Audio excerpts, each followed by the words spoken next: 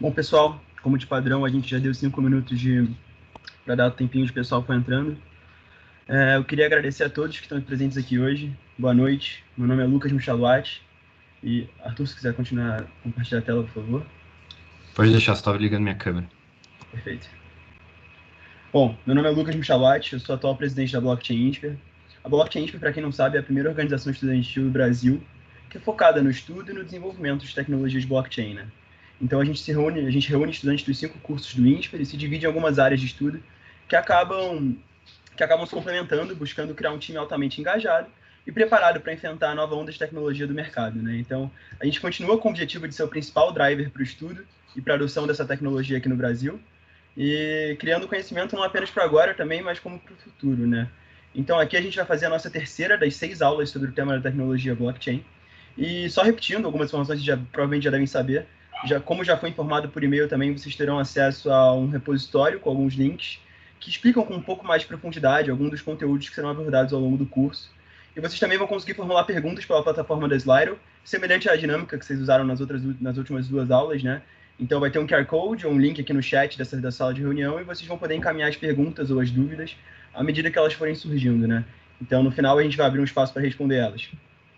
É legal enfatizar também que vai ser contabilizada a presença para obtenção dos benefícios a todos os inscritos que comparecerem a pelo menos 5 de um total de 6 aulas. E também só relembrando que essa etapa é fundamental para aqueles que pretendem participar da entidade nesse semestre, né? Então, caso alguém tenha perdido alguma aula, a gente está gravando todas e está disponibilizando no nosso canal do YouTube. Então é só dar uma checada lá caso você tenha perdido algum conteúdo que é relevantemente importante, né? Então, para não segurar muito do tempo de vocês, eu acho que a gente já podia começar. Então, se puder passar, por favor.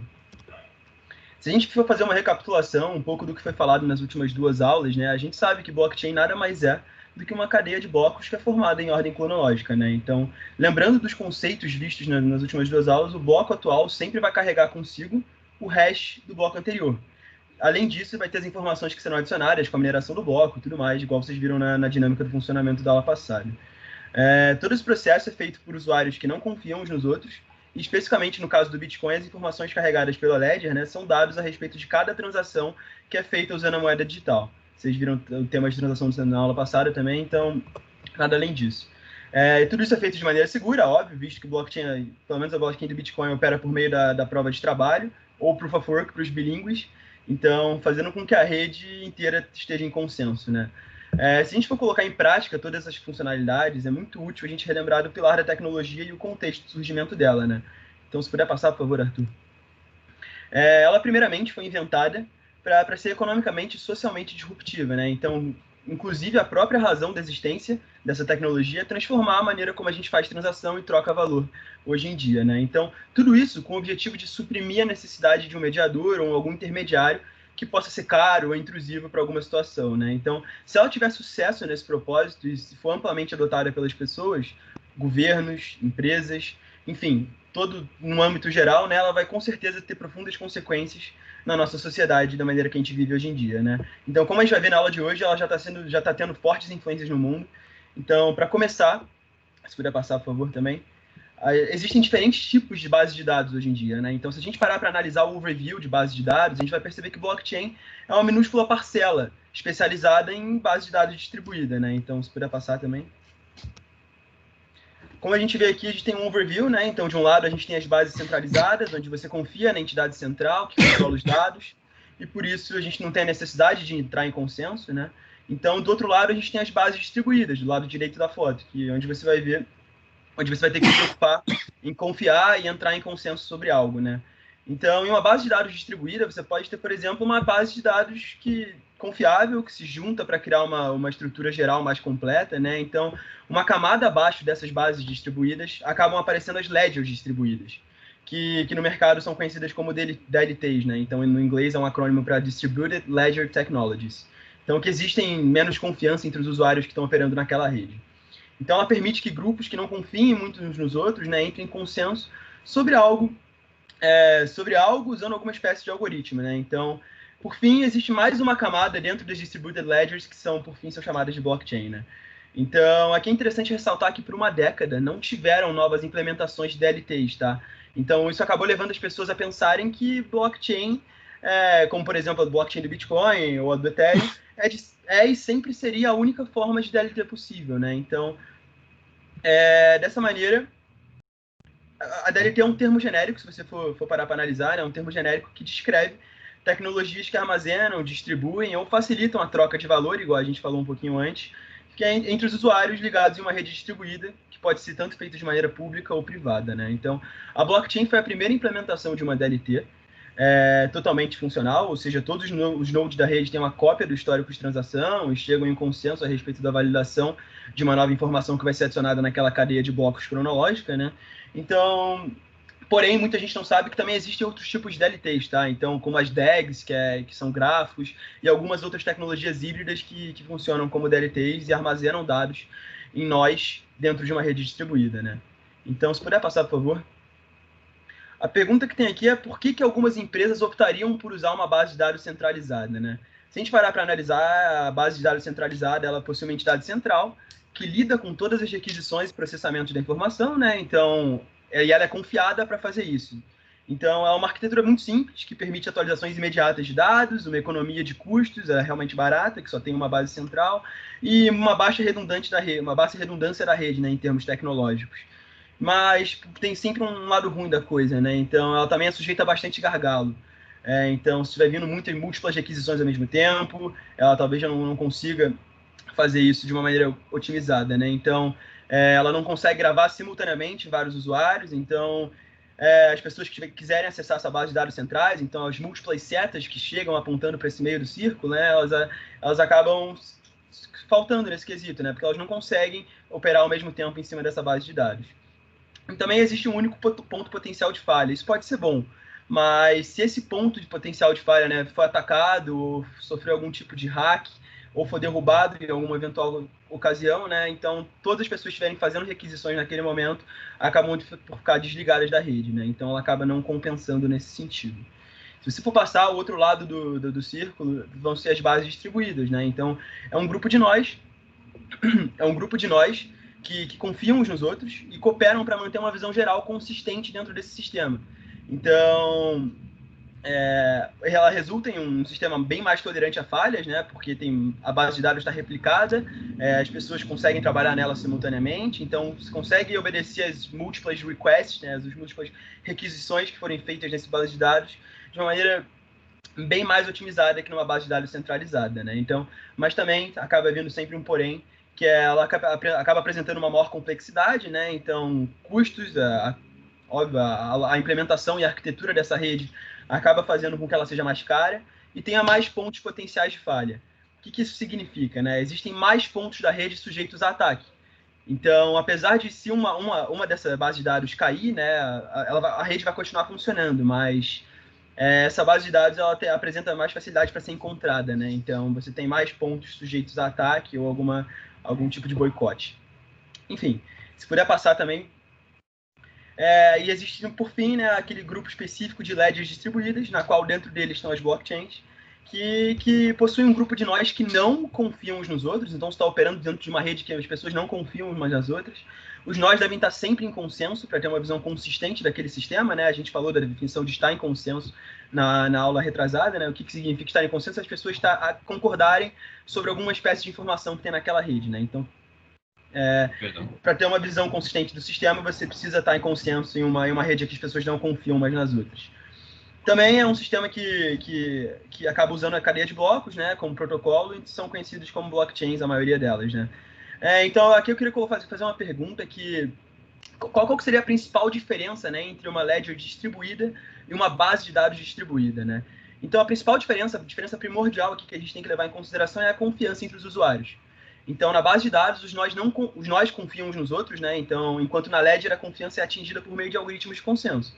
Então, por isso a linha tracejada ali na foto que vocês estão vendo na tela, porque a database não está conectada de uma maneira que as pessoas que estão trabalhando nela confiam umas nas outras, né?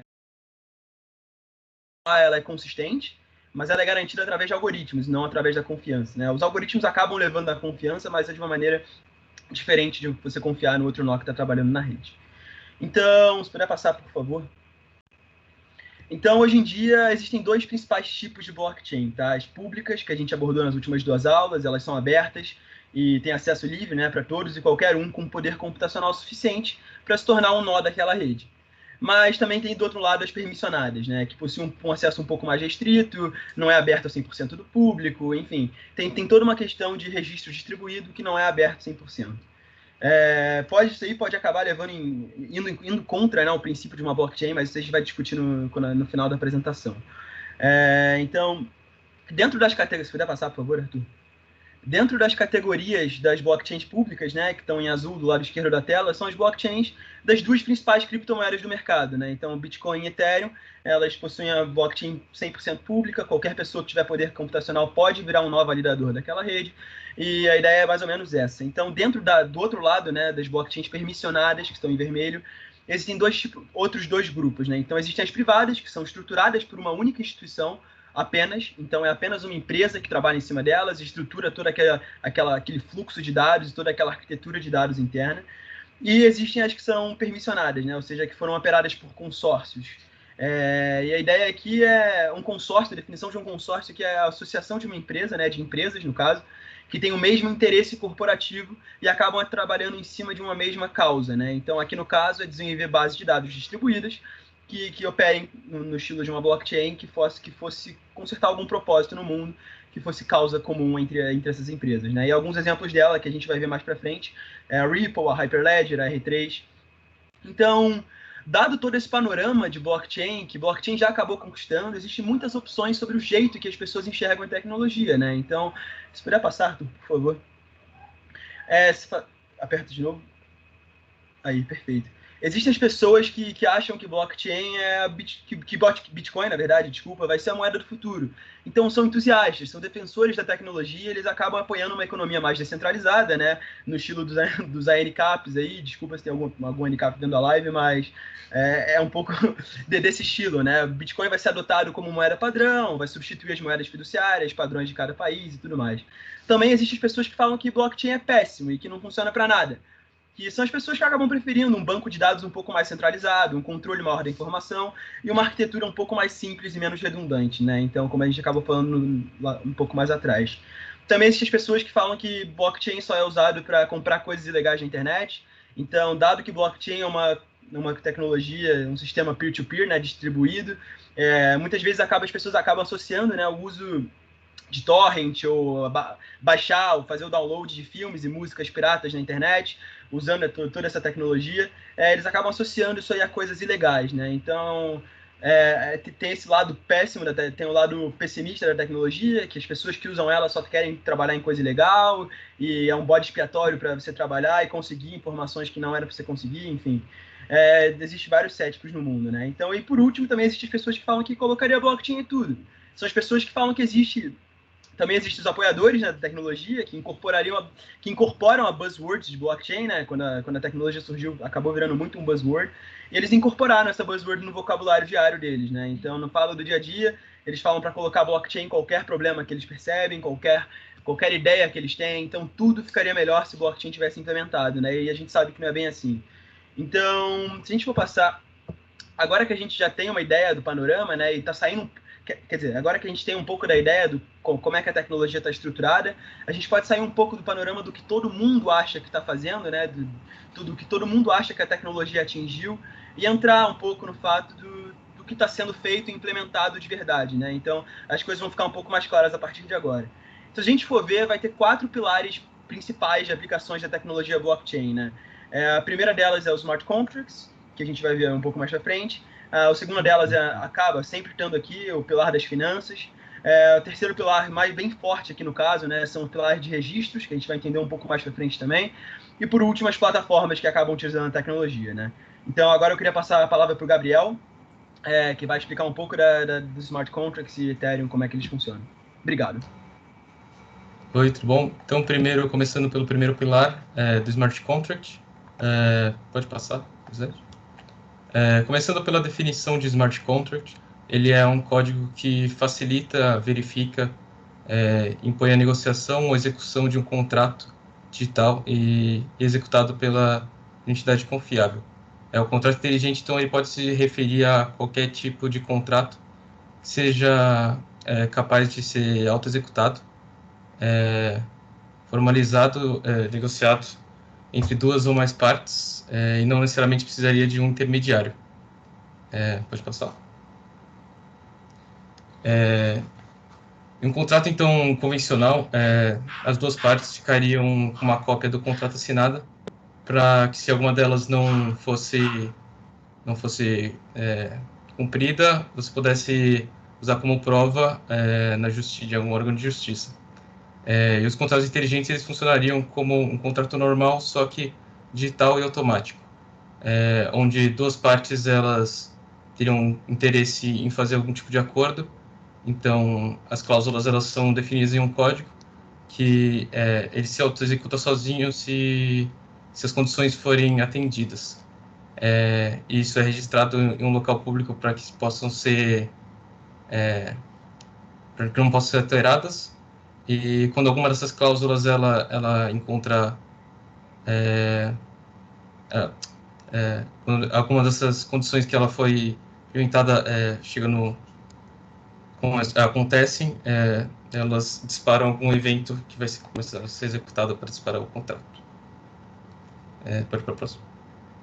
Então, para entender um pouco melhor, uma analogia bacana dessa máquina de lanches. Então, se uma Coca-Cola ela custa $10, então o contrato dessa negociação seria $10 por uma Coca-Cola. Pode apertar uma vez aí.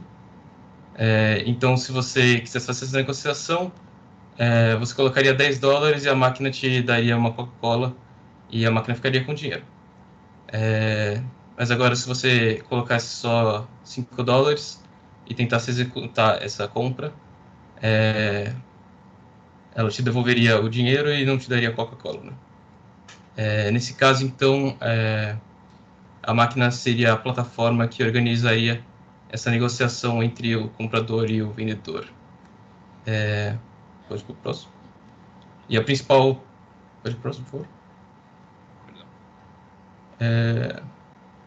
E a principal plataforma para os smart contracts é o Ethereum, que ele é uma plataforma de código aberto, onde você pode desenvolver aplicações e contratos inteligentes para serem executados e armazenados em blocos de contratos. Ela foi fundada pelo Vitalik Buterin, esse russo, em 2014, com 24 anos, e ele fez um crowdfunding que conseguiu arrecadar $18 milhões. No Ethereum é utilizado o Ether como moeda para executar esses contratos e pagar os mineradores. Pode ser negociado em exchanges e hoje em dia é a segunda maior criptomoeda do mercado. No caso da Coca-Cola, os vendedores e compradores eles tinham confiança para executar essa transação por ter um intermediário no meio que verificaria se o comprador pagou ao certo e a Coca-Cola estava lá. Mas esses intermediários poderiam cobrar taxa ou interferir de algum jeito nessa negociação. E para ter uma negociação na rede do Ethereum, então, os smart contracts eles funcionariam meio como esse intermediário, esse agente autônomo que ele carregaria as regras e autoridade sobre o dinheiro da negociação e sobre o estado do contrato, que status ele estaria em qual momento dele. Após isso, as cláusulas do contrato seriam determinadas. Quando uma cláusula fosse determinada, o contrato então ele seria colocado em um bloco na rede que seria então distribuído entre os nós de um jeito que não possa ser alterado. Então ficaria chamar, acionar, né?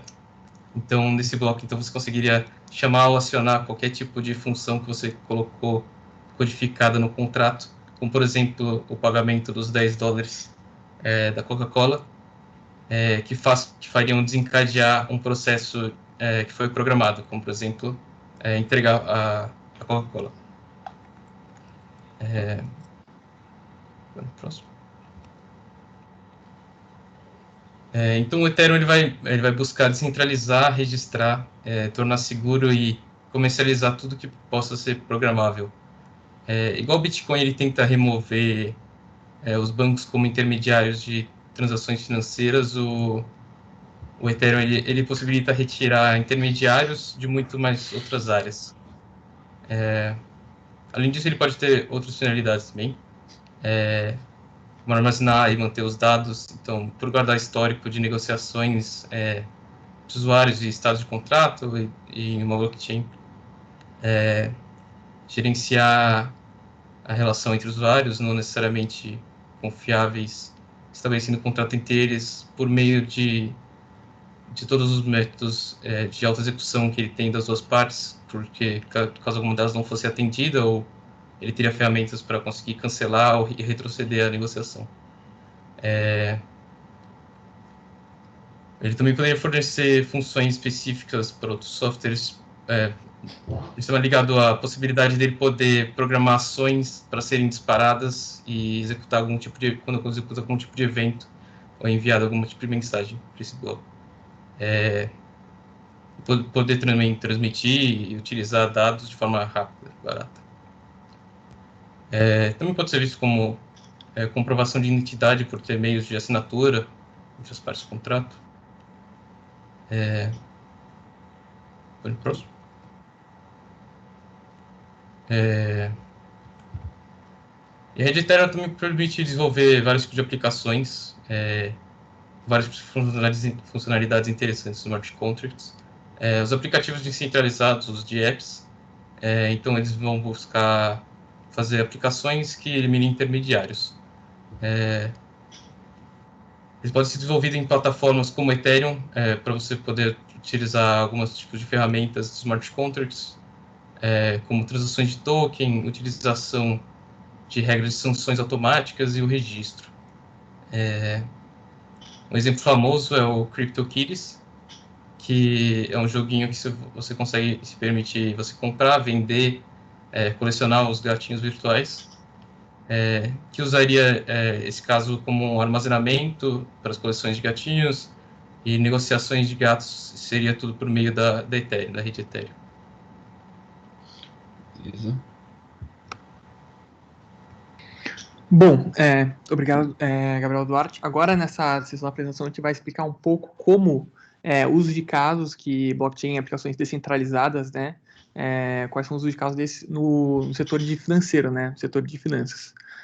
Só retomando, então, um smart contract é um contrato, ou seja, ou podemos falar um programa, então uma série de regras e acordos que você escreve e você consegue que ele seja executado conforme as condições de maneira descentralizada. Então, você consegue enforçar acordos sem a necessidade de confiar no outro parceiro. Então, se você fala que eu vou pagar R$10 ao meu irmão se o Flamengo perder, eu posso criar um contrato que vai ficar observando as condições. Se isso for verdade, o contrato vai acessar a minha conta e fazer essa transferência. Então, você está aí já inibindo um intermediário para realizar nesse exemplo aqui seria de uma aposta, para realizar esse acordo. Então, isso é o core de um smart contract e também pode ser amplamente utilizado em finanças.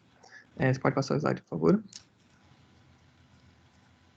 Bom, uma primeira aplicação que eu queria passar para vocês aqui, que fez bastante barulho aí, foi a implementação da Ripple para realizar remessas, e está aí fornecendo aí uma alternativa, a gente vai entrar mais em detalhe no futuro, uma alternativa ao protocolo de SWIFT. Para quem não sabe, se você quiser fazer uma remessa internacional, então imagina aqui no Brasil, se queira mandar dinheiro para o Japão, e realizar o câmbio desse dinheiro, ou até mesmo só mandar, que em alguns países você não pode ter bancos como, eu não sei se é no caso no Japão, mas no Brasil até pouco não podia, você ter uma conta em dólar. Então, todo o dinheiro, se você quisesse transferir para o Brasil que estivesse em dólar, você teria que realizar um câmbio dessa operação. Então, como isso é feito? Você primeiro vai ter que notificar o banco. Primeiro, tem mais ou menos alguns cenários. Vamos supor que o banco que você queira transferir esse dinheiro tem alguma relação com o seu banco aqui no Brasil. Então, isso aí já encurta bastante. Então, você vai ter que fazer uma transferência do seu dinheiro em reais para uma conta desse banco. Essa conta vai ficar em reserva. Depois, você vai ter que realizar o câmbio dessa operação de uma maneira...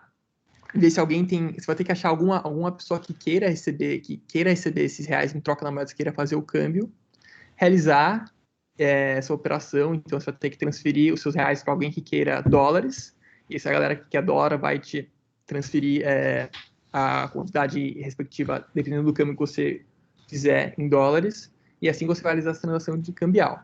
Esse processo é um pouco custoso e ele também é um pouco demorado, né, e não é tão rápido. E você fica dependendo do SWIFT para estar realizando isso. No caso da Ripple, o que ele se propõe?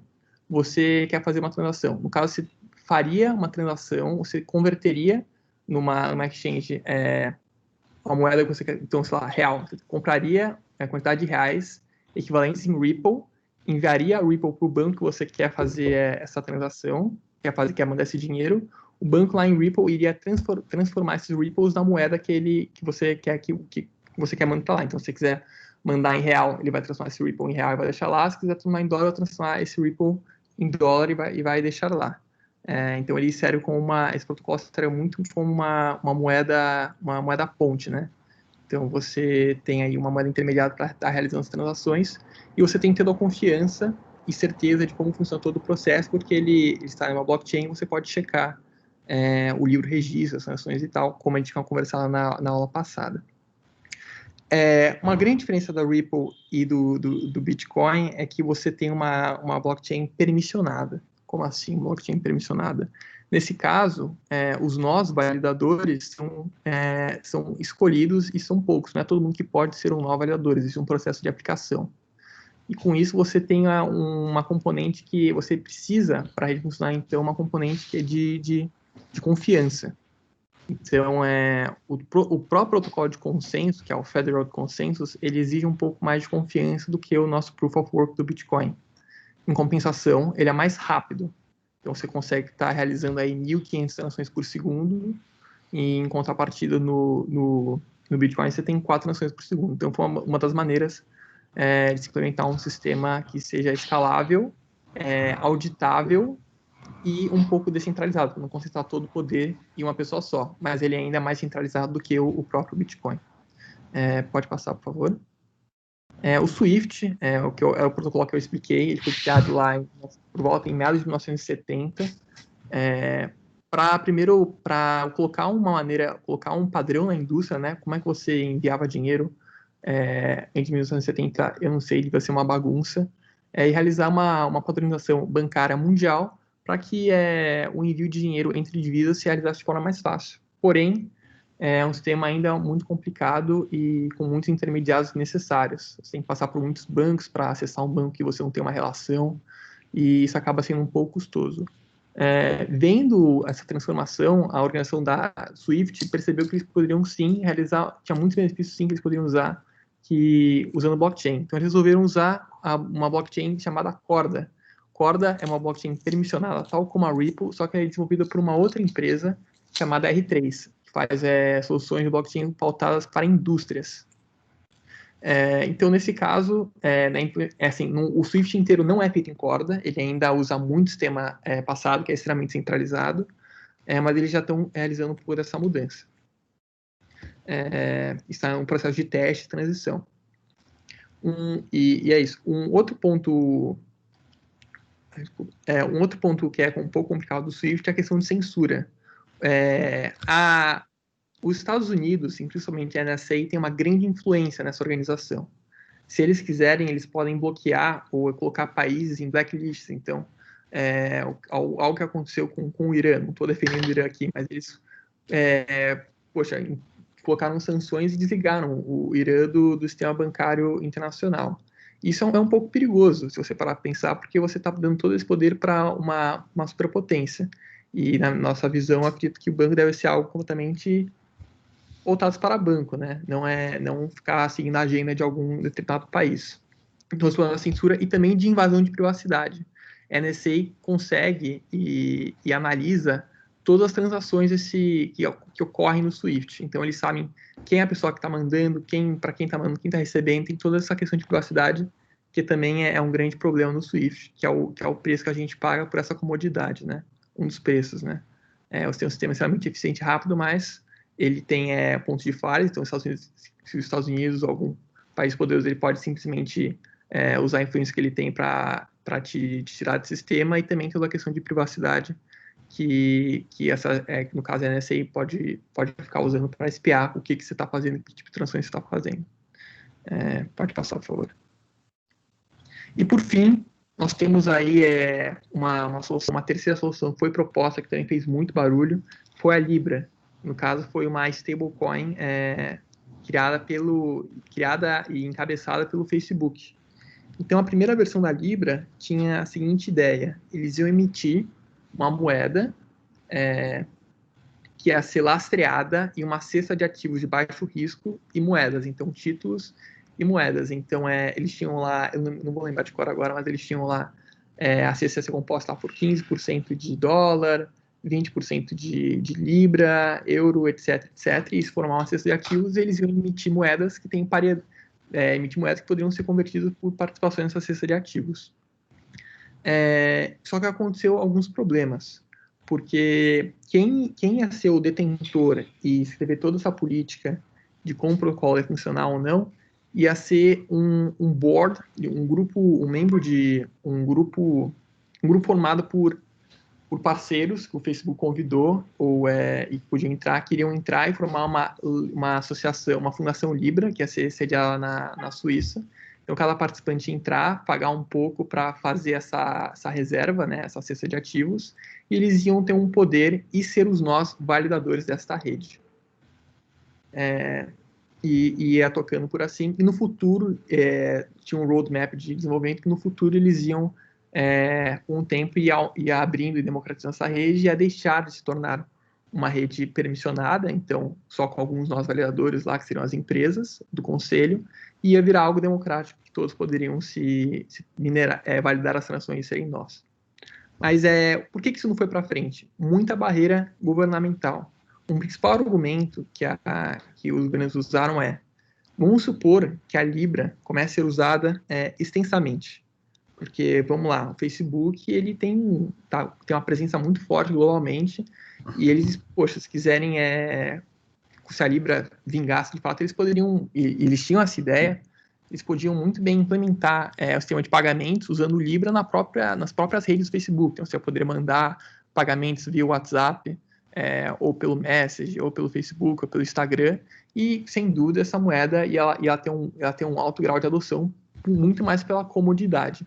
Mas, voltando no argumento dos governos, se essa moeda tivesse muito uso, vamos supor que antes você tinha, sei lá, o dólar sendo cotado em função da Libra, então, poxa, 4 dólares compram uma Libra. Você talvez poderia ter uma inversão, então tendo moedas fiduciárias sendo cotadas em base da Libra. Isso é um pouco perigoso até, porque você, querendo ou não, você está... E não é como se fosse o dólar, porque hoje o dólar, todas as moedas são cotadas no dólar, só que o dólar, querendo ou não, ele funciona, a economia, em alguns países não, como a Argentina, mas majoritariamente em todos os casos, ele funciona só dentro dos Estados Unidos. Você faz transações, você compra produtos com dólar, mas dentro dos Estados Unidos. Lógico que tem muitas exceções, mas no uso do dia a dia não é que eu posso usar dólar aqui no Brasil para comprar um café. Isso não seria aceito, mas no caso da Libra seria. Mas isso causa um problema que você está, querendo ou não, dando a sua soberania e a capacidade do país de fazer e realizar política monetária a um grupo de pessoas que não tem mecanismos para serem mudados. Então, por exemplo, se você não está de acordo com o que o Facebook está fazendo, não é que você pode, depois de 4 anos, eleger um novo CEO. É o Zuckerberg, e assim vai. Então, esse foi um grande ponto que os países, os reguladores não deixaram a Libra tocar, né? Porque eles não queriam perder a soberania e controle monetário deles para uma organização privada ou um conjunto de organizações privadas que formariam a Associação Libra. Esses são os dois motivos. Em contrapartida, o Facebook reconheceu, acabou cedendo essas semanas e está com um novo plano. Não temos muitos detalhes ainda, mas no caso seria uma Libra, teria várias Libras, então você teria a Libra real, seria a Libra dólar, a Libra esterlina, e assim, que em inglês Libra não é Libra, é Pound, mas, então, sei lá, Libra Pound, etc, sei lá, que seriam moedas estáveis, só que ao invés de serem lastreadas em uma cesta de ativos, elas seriam lastreadas para cada moeda. Então seria uma espécie de moeda um stablecoin, então uma moeda estável, que seria um espelho, uma criptomoeda espelho de uma moeda fiduciária. E é o que eles estão tentando fazer agora. E lógico que seria completamente integrado em todas as plataformas do Facebook. Então, provavelmente vai ter um grande grau de adoção se eles conseguirem tocar esse projeto para frente. Bom, pode passar, por favor. Bom, com isso a gente olhou principalmente algumas aplicações que algumas estão sendo em práticas, como a Ripple é amplamente usada. Você tem várias startups usando isso, tem o Banco Santander utilizando o protocolo da Ripple para fazer um aplicativo aí de remessas internacionais, que é o PagoFX. Você tem no Brasil, uma startup que foi acelerada aí, está cada vez ganhando mais proeminência, que é o Remessa Online, que todas se utilizam da rede Ripple para realizar remessas de maneira muito mais rápida e muito menos custosa. Do outro lado, você tem o Facebook querendo fazer a moeda global deles. Beleza, mas isso de finanças alternativas a finanças tradicionais. Então, o que nós temos aqui? Nós temos moedas fiduciárias, que, querendo ou não, elas têm baixa volatilidade e são totalmente reguladas, só que, novamente, elas têm restrições geográficas. Se você quiser mandar para um país ou outro, você passa por muitos intermediários, e também você fica refém de uma política monetária daquele país. Então, se o Brasil quiser imprimir muito dinheiro, você pode ter o seu real sendo valorizado, suas economias indo para o brejo. Em outra partida, você tem aí produtos financeiros. Eles tradicionais, eles têm uma grande facilidade de compra, eles são altamente líquidos, tem que ter uma boa regulamentação, então você pode ter certeza que você está comprando ali passou pelos vários processos de qualificações da CVM, etc. Mas você, novamente, tem taxas altas, uma alta burocracia e um problema de confiança também com o governo. Então, você tem agora um novo segmento que chamam de finanças descentralizadas, que, ao contrário do que a gente conversou antes, são finanças completamente descentralizadas, não são redes permissionadas. Elas rodam em blockchains, vamos dizer, públicas. Você não precisa de uma empresa para fazer, é algo que rola.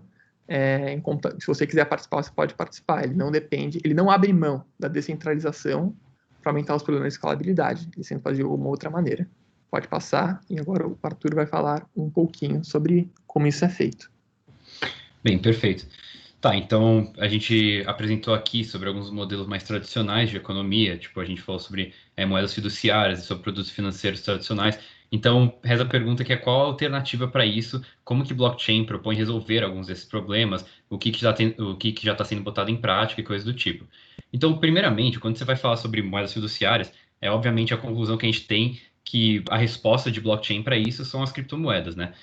Enfim, são coisas que, provavelmente a gente já falou muito aqui, vai provavelmente falar para sempre, até porque é a principal aplicabilidade quando se fala de blockchain, mas, enfim, eles seguem diferentemente de protocolo de consenso, diferente de protocolo de consenso, não, desculpa, de moedas fiduciárias, enfim, eles não dependem de um ente centralizador para organizar as transações, então, tipo, portanto, as taxas de pagamento só vão ser taxas de rede ou taxas de exchange, se você quiser usar, mas, enfim, também não é algo, não é necessário, assim, você pode fazer transações peer-to-peer, enfim, e também, tipo, por ser, na grande maioria das criptomoedas, você vê certos protocolos de limite de moedas, elas são deflacionárias, né, então, diferentemente de moedas fiduciárias, que, enfim, tem todo aquele negócio de imprimir dinheiro, de inflação, etc., aqui você tem, tipo, um limite que, enfim, você botando uma escassez para uma moeda, você faz com que o preço dela suba, porque, enfim, se você vai querer comprar uma moeda ou um valor desse, você vai ter que, enfim, acatar com o fato de que ele não vai simplesmente ir surgindo para sempre. E, enfim, por isso também ele acaba virando um certo de um ativo especulativo, né? Porque no começo, assim, um negócio que se via muito antigamente era que as primeiras criptomoedas, elas meio que surgiram como método de pagamento, assim, né? Tipo, em vez de eu querer pagar algo usando uma moeda normal, ou em vez de eu, enfim, querer, sei lá, quitar uma dívida com alguém usando um banco, eu posso simplesmente pagar algo assim, porque eu não vou pagar taxas tão altas. mas, enfim, acaba virando que, por causa da tecnologia em si e coisas do tipo, eles acabam virando, né, um pouco mais especulativo, né? Bem, e além disso, como uma resposta para os ativos financeiros, né? Então, tipo, vamos dizer, derivativos, empréstimos, quaisquer coisas que você pode fazer de investimento em um banco. Vamos olhar aqui para esse gráfico aqui, que vocês estão olhando, que começa em outubro de 2017, e sobe para cacete nesses últimos meses. Bem, começando aqui, você vê que isso daqui é o UOL, né? Não é um gráfico recentemente, uma tecnologia super recente, e não sei se vocês sabem, mas elas se chamam as DeFi, né? As finanças descentralizadas, que são praticamente finanças que são rodadas, obviamente, são finanças que são rodadas no protocolo do Ethereum e que, por causa dos smart contracts, né, como falado antes, mas tendo que reforçar, né, até falando que é um negócio bem importante falar que, especialmente quando que se pensa em aplicabilidade de blockchain, muitas vezes está intrinsecamente ligado ao Ethereum, porque, enfim, ele possibilita que não só sejam transacionadas moedas, mas também sejam transacionados dados, né?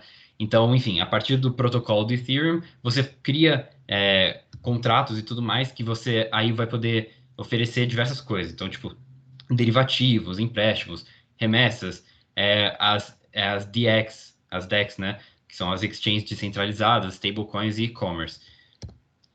Bem, começando aqui em alguns dos use cases, vamos falar um pouco sobre a Aave, que é aqui na esquerda, que eles fazem praticamente protocolos de empréstimo, né? Então, enfim, ao invés de eles serem atrelados a uma moeda central, assim, eles são atrelados ao Ethereum, que, enfim, também é a rede onde eles rodam a empresa dele, né? E, bem, primeiramente, quando você vai fazer um empréstimo, você, obviamente, tokeniza os ativos e que os juros compostos no sentido que, pô, você vai emprestar algo para alguém, eles não fazem eles não fazem juros simples, né, no empréstimo, eles fazem, tipo, enfim, a modalidade, obviamente, não vou ficar explicando que é juros compostos, acho que todo mundo aqui deveria saber o que é. Mas a parte mais interessante que é sobre os empréstimos atômicos, né, que praticamente o que eles são? É, praticamente, se você for fazer hoje em dia um empréstimo pelo banco, você vai, enfim, emprestar algo para alguém, vamos dizer, aí você vai, tipo, ganhar, obviamente, em juros compostos, e aí depois de um certo tempo você vai, enfim, você pega de volta o seu dinheiro com um certo lucro, né? E se você for pedir emprestado, você vai, enfim, pegar o dinheiro emprestado, você vai ter que pagar uma taxa depois de um tempo e você devolve o dinheiro. Mas isso surge alguns problemas, né? Sendo o principal deles sobre o problema de calote. Se você for ver, por exemplo, no Brasil, um dos grandes problemas que existem é a galera não pagar dívida, enfim. Não é só no Brasil, mas no mundo inteiro. Então, como que a blockchain faz, como que especialmente o protocolo e o jeito e os smart contracts do Ethereum resolvem esse problema? Fazendo esse empréstimo atômico, que, na verdade, você pode pensar, tipo, simultâneo, mas o que quer dizer com isso? Quer dizer que ou ele acontece ou ele não acontece. Então, em computação, quando se diz que algo é atômico, ele quer dizer que é um sim ou não. Não pode ter, tipo, um, uma confiança em alguém, né? Totalmente privada disso. Então, como você vê, você tem que, se você for pedir um empréstimo, você precisaria, tipo, mostrar que você tem algum ativo ou uma base de dinheiro que vai fazer com que você possa pagar de volta esse dinheiro no futuro. E, enfim, aí tira, obviamente, todo o risco disso. E, obviamente, quem for emprestar, aí não há nenhum problema, né? Se o cara vai emprestar e depois vai ganhar o empréstimo de volta com uns juros em cima. E, bem, é um market cap de 1,37 bilhões de dólares. Isso daí foi algo, tipo, bem recente. Enfim, como você viu lá no gráfico anterior, praticamente até ano passado não tinha nem 1 bilhão de dólares investidos nesse setor inteiro de blockchain, mas hoje, tipo, uma empresa, uma startup aqui, a Aave, eles já fizeram uma aplicabilidade que vale mais do que o mercado inteiro valia no ano passado, por exemplo. E além disso, a Uniswap, que é outro protocolo bem interessante, que são as exchanges descentralizadas, que, bem, se você for pensar de um jeito assim, como que é descentralizado, né? Se você for pensar numa exchange comum de criptomoedas, ou enfim, num banco, você vai passar uma transação e você vai pagar uma certa taxa para essa empresa realizar a transação na rede, né? Mas aqui eles propõem diferente, né? No começo, obviamente, quando, por exemplo, a empresa estava começando, você tinha que pagar uma taxa porque eles praticamente eram todos os nós validadores, né? Então, enfim, mas com a maior adoção do negócio, acaba diluindo o poder, por assim dizer, e, bem, acaba virando descentralizado ao longo do tempo, né? Bem, troca de tokens no sentido que, bem, a gente vai ter uma aula futura que vai falar especificamente sobre tokens, mas só dando um- uma introdução aqui, quando se fala de tokens, está falando, tipo, por exemplo, o Ether, né? Que quando se fala de Ethereum, você está falando, tipo, ou da rede de Ethereum, tipo, da tecnologia total. O token seria o ativo que, que representa a rede ou que representa a tecnologia financeiramente, né? Falando. Então, bem, de um jeito bem, tipo, fazendo uma análise bem simples aqui, vamos pensar que você está, tipo, num cassino e, obviamente, você tem, tipo, suas fichas lá, ou, tipo, fichas de poker, seria o token, que seria o relativo ao dinheiro de verdade, né? E, bem, como que eles fazem essa troca, que é a parte mais importante e a mais interessante sobre isso, que é, em vez de ter que pagar, vamos dizer, taxas de rede, ou, tipo, ficar metendo numa blockchain como se fosse do Bitcoin, que tem, enfim, alguns problemas de escalabilidade, como dito antes, de pô, só fazer 4 transações por segundo e coisas do tipo, existem essas piscinas de liquidez. O que que são essas piscinas de liquidez? Imagina tipo um grupo assim, grupo Facebook, de WhatsApp. Vai ser vários outros membros e você vai tipo poder trocar, né? No grupo de WhatsApp ou de Facebook você vai fazer postagens, mandar mensagens, coisas do tipo. Numa piscina de liquidez, você vai trocar tokens. Então vai ter gente oferecendo tokens e gente querendo comprar tokens. E é bem interessante porque, enfim, você pode fazer trocas de pagamentos fora da rede principal. Então, ao invés de você ter que recordar suas transações no Ledger, né, na rede de Bitcoin, você vai poder simplesmente transacionar algo diretamente para outro, cortando diversas taxas nesse meio termo. E só depois de todas as transações dessa piscina forem acabadas, ou enfim, da piscina dar tipo, fechar, por assim dizer, você vai recordar as transações na blockchain. Então, aumenta muito a eficácia e a eficiência desse processo todo, né? Enfim, e a taxa de troca flutuante no sentido que, obviamente, tipo, não vai ser algo que vai ser privado de poder computacional. Obviamente vai ter uma certa taxa e, enfim, para você realizar uma operação, vai ser, obviamente, tipo, obviamente não, perdão, mas não vai ser 100% de graça, vai ter que vir com algum dinheiro aí rolando, né? Mas por ser algo, então vamos falar o seguinte, vamos dizer que se você vai transacionar para um amigo seu, sei lá, o equivalente a $50 em um token X. É, aí você, tipo, vai dizer que, para isso rolar, você vai precisar de um poder computacional que vai dar em um dinheiro de, sei lá, 1,5% assim da taxa da transação, você vai ter que pagar em taxa, porque, enfim, é o poder que vai gastar. Mas vamos dizer que tem outra pessoa nessa mesma piscina que vai mandar, sei lá, $5.000 para uma outra pessoa aí, só que o computador dele, pô, muito mais potente, muito mais eficaz, e aí a taxa de troca quer dizer que, pô, ele não vai ter que pagar esse mesmo 1,5% que você vai ter que pagar. O computador dele realiza isso de uma maneira muito melhor, então a taxa vai poder cair. Então a taxa de troca flutuante no sentido que, pô, ela vai acontecer por transação, não é uma taxa tipo fixa que você vai ter que pagar anuente, mas vai ser uma taxa que você vai pagar de acordo com, enfim, a eficácia e eficiência do maquinário envolvido. E, bem, só para ilustrar um pouco também o market cap de 1 bilhão de dólares, 1,08 bilhões de dólares. Enfim, também é uma aplicabilidade muito recente, uma empresa que surgiu tipo de pouco tempo para cá e bem, é um mercado que está na fase emergente assim. Além disso, a gente estava falando obviamente de pô, empresas que provavelmente ninguém nunca aqui ouviu, nem coisa do tipo. Então, falando só sobre alguns casos um pouco mais conhecidos para dizer que pô, não é só a galera mais que está não é só a galera meio desconhecida de startup fazendo, mas também dizendo que, pô, tem uma aderência vindo de players centrais, principais do mundo financeiro. Começando aqui pela Libra, que o Luiz ele deu uma explicação bem detalhada sobre como funciona a Libra. Então, tipo, enfim, acho meio redundante ficar explicando de novo qual o propósito da Libra e como ele aconteceria. Só que o interessante sobre a Libra e o JP Morgan, que é um ponto principal aqui a se dizer, é que eles trabalham um jeito em um protocolo de stablecoin, que, enfim, diferentemente de outras criptomoedas, que, como você vê, tipo, tem uma volatilidade muito alta e tudo mais, enfim, por diversos motivos, tendo, enfim, mercado irracional.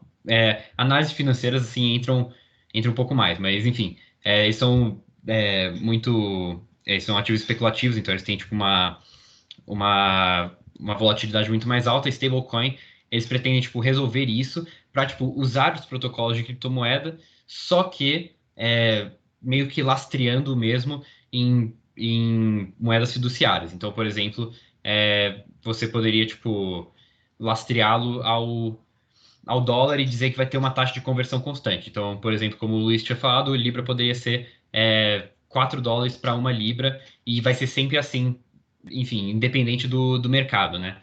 Bem, então, concluindo um pouco dessa sessão aqui de criptomoedas e de finanças no geral, dá para você, tipo, separar em dois blocos, né? Começando por criptomoedas, você vê que, tipo, pô, foi a primeira aplicabilidade de blockchain, então existe desde 2008, então, tipo, já é um mercado muito mais estabelecido, né? Enfim, por assim dizer, tipo, faz com que a adoção seja muito maior, obviamente, mas, enfim, tem umas aplicabilidades limitadas, né? Até pelo estado onde está o mercado de criptomoedas hoje em dia, né?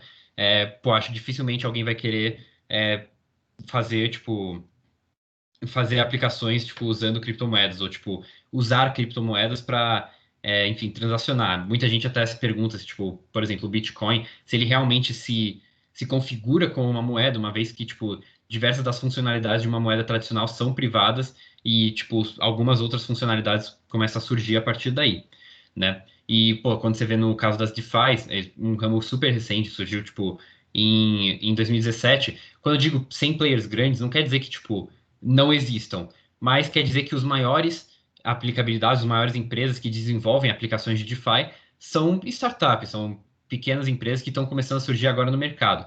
Mas, obviamente, tipo, quando você vê surgindo recentemente assim, o panorama de mercado é uma crescente absurda, assim, né?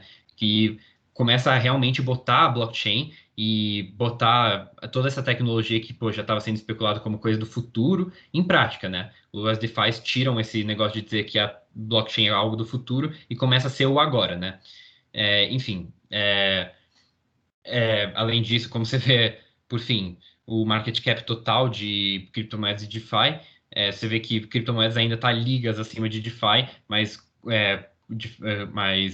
novamente, DeFi é uma aplicabilidade, é um setor muito mais recente, né? Bem, além disso, vamos falar um pouco sobre registros, né?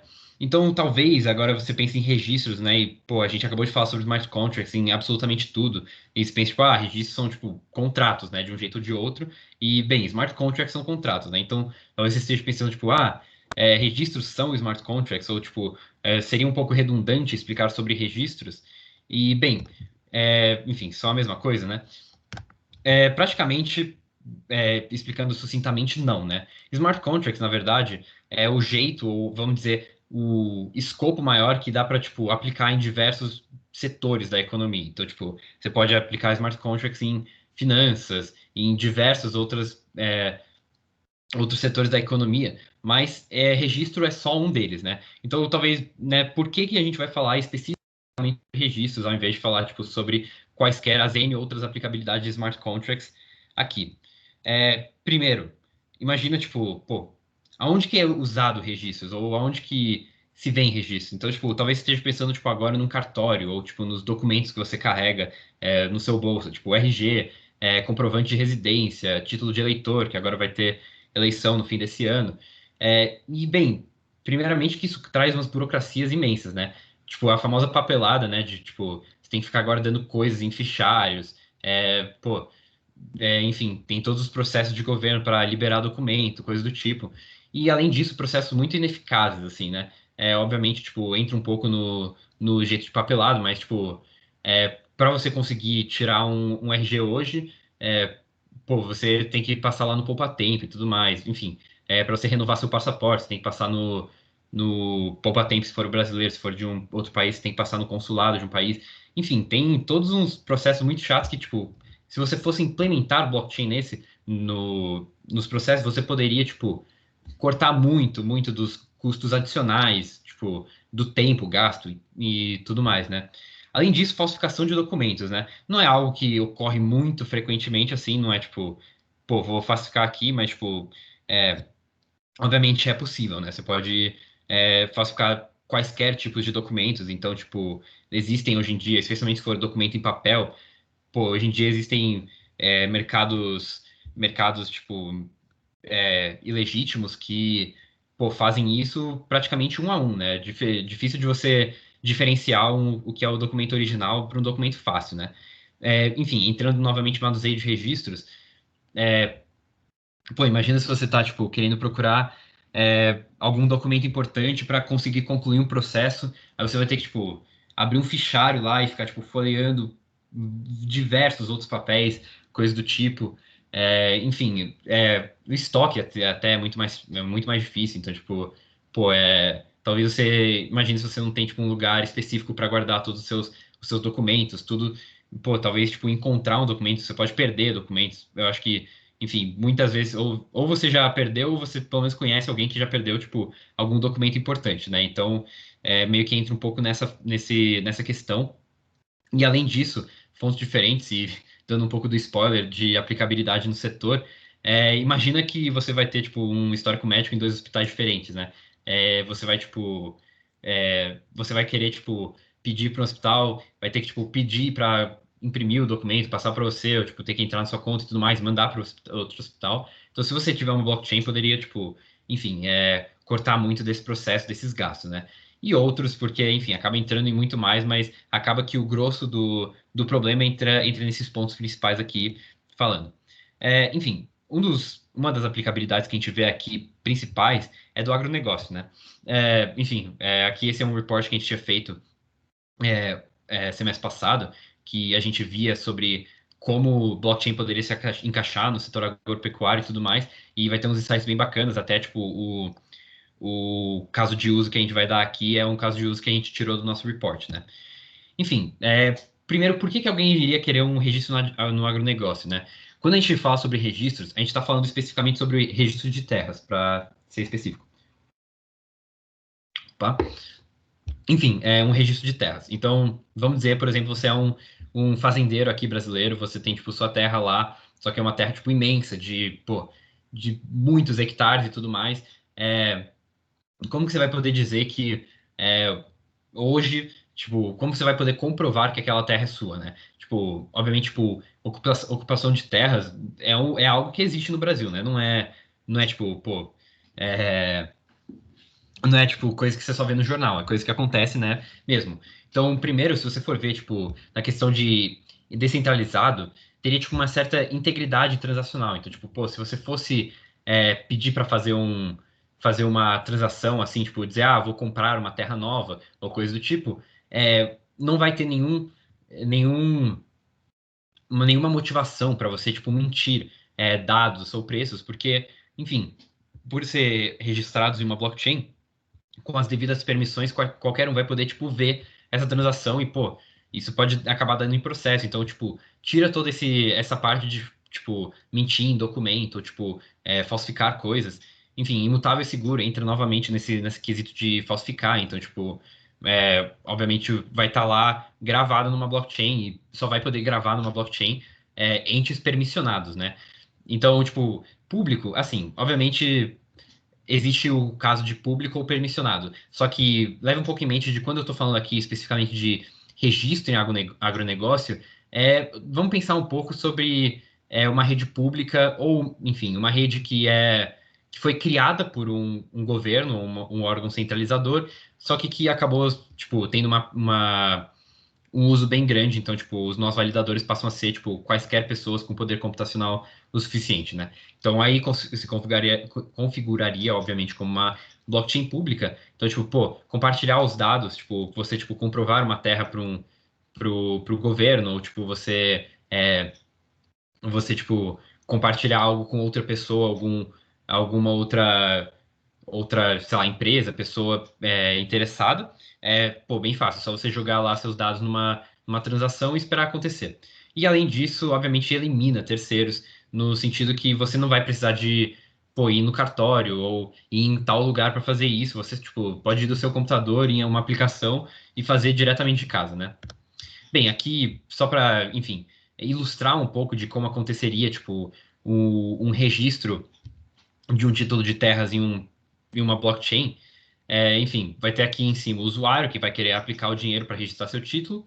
Primeiro, ele vai gravar uma quantidade pedida na blockchain, vai ter os nós que validam.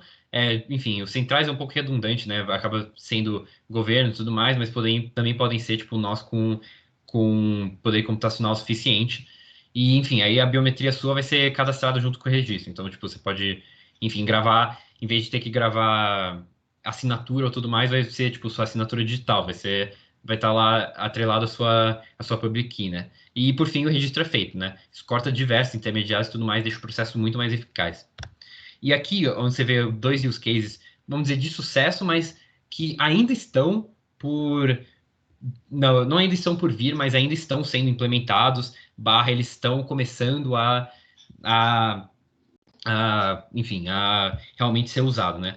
E que é aqui, primeiramente, são parcerias entre empresas e países, o da Malta, especialmente, que é a Binance, que, pô, acho que quando você vai vendo um pouco de alguma sutileza sobre o ecossistema blockchain, você vai perceber que a Binance é uma empresa bem interessante, porque eles praticamente são, entre algumas aspas, donos do país de Malta, que é uma micro-ilha que fica no Mediterrâneo, porque eles são, tipo, um país que eles entraram com um acordo com o governo, dizendo, tipo, pô, dá uns incentivos fiscais aí pra gente e a gente vai, tipo, trazer um, um, um valor econômico absurdo, assim, a gente vai poder movimentar muito a economia do seu país, aí eles disseram sim, e o da Geórgia também fica lá na Europa Ocidental, né, perto Ocidental não, Europa Oriental, no caso. São países, obviamente, muito pequenos, só que já começam a ter essas iniciativas de registro de blockchain e de registro de títulos de terra com blockchain, né? Como você vê aí, as parcelas econômicas, pô, são parcelas bem pequenas, né? Não são os setores principais da economia, então, tipo, também faz todo sentido. Se for um governo começar a usar blockchain, acho que dificilmente o cara vai apostar nessa tecnologia no principal ramo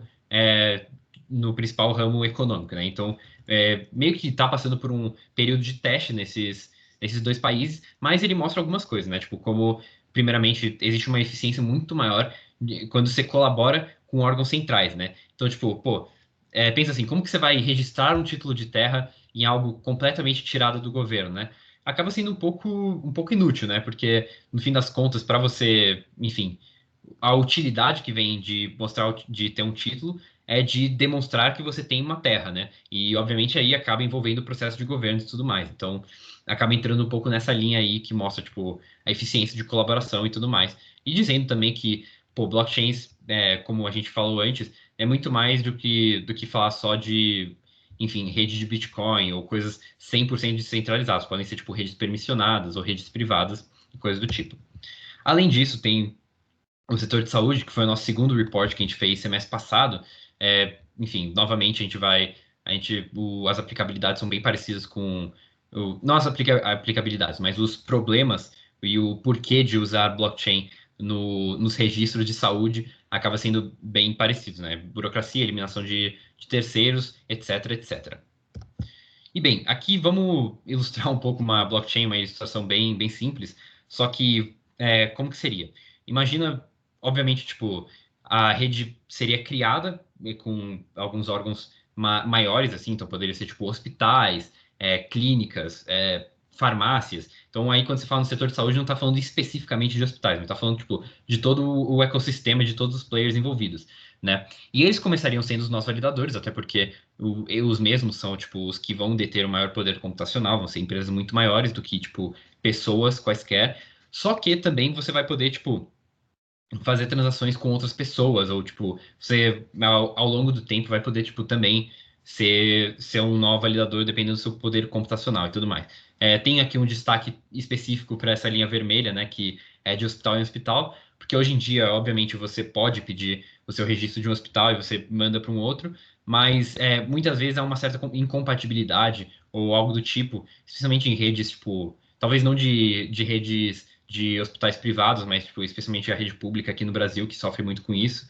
E, enfim, poderia acabar em melhorar muito o processo de envio de histórico médico, enfim, vamos dizer, supply chain de remédios. Então, tipo, você vê, tem um certo controle de qualidade sobre remédios, enfim, acaba entrando em diversos ramos, né?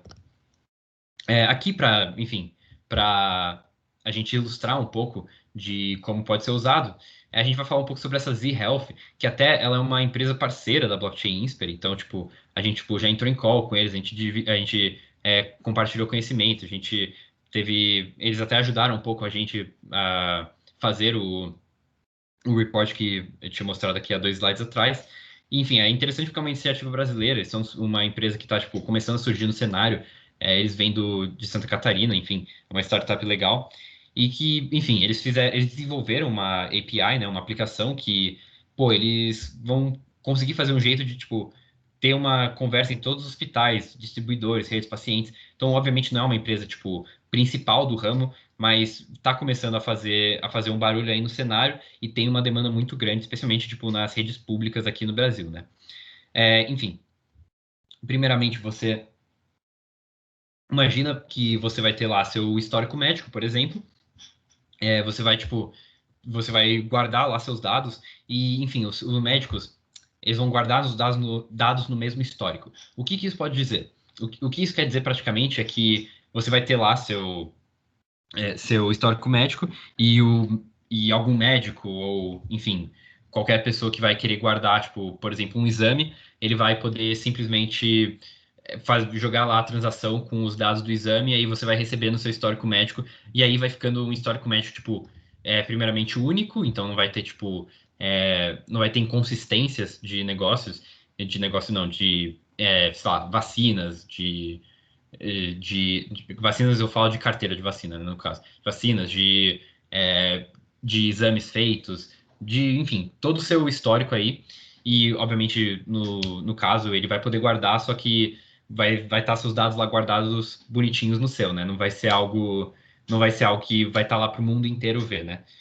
Além disso, ele vai tirar a necessidade de múltiplos exames iguais, né? Existe ainda até hoje uma grande redundância de dizer, tipo, vou fazer o mesmo exame 2 vezes, ou tipo, talvez um hospital não converse muito bem com o outro, aí tipo, pô, enfim, vai melhorar muito o processo e, obviamente, um fácil acesso à informação, você não vai ter que, tipo, ficar carregando quando você for tipo tomar uma vacina, você não vai ter que carregar sua cartela, vai estar, tipo, tudo digitalizado e tudo mais, e, obviamente, diminui diversos custos com isso, tira todos os intermediários aí e acaba sendo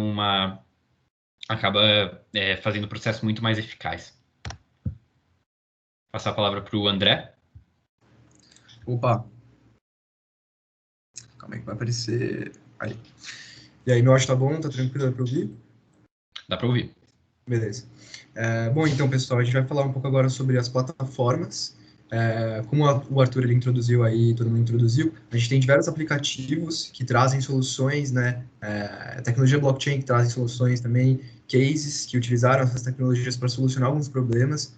Então, as plataformas, elas vão agir como se fosse um fornecedor dessas soluções, né? Então, a ideia é que essas plataformas, elas trazem algum tipo de serviço, algum tipo de tecnologia relacionada à distribuição, que as corporações conseguem utilizar para resolver algum tipo de problema que elas estão passando. Então, pode passar, por favor.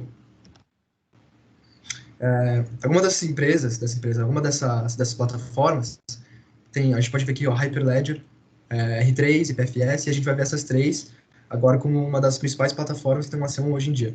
Pode passar. Bom, o Hyperledger, ele não é uma criptomoeda, ele não é uma blockchain, ele não é uma empresa, ele é como se fosse uma unificação entre os serviços que a gente pode fornecer para algum problema, né? Serviços relacionados à blockchain. Então, aqui, como eu falei, é um conjunto de ferramentas de desenvolvimento de blockchain corporativo. Então, você tem esse conjunto e você pode fornecer para corporações que realmente necessitam dele. E a ideia é que eles produzem soluções de software corporativas, né? Então, softwares relacionados à distribuição, distribuídos. E aí tem essa implementação de aplicativos de blockchain e POCs, né? No caso, o Proof of Concepts.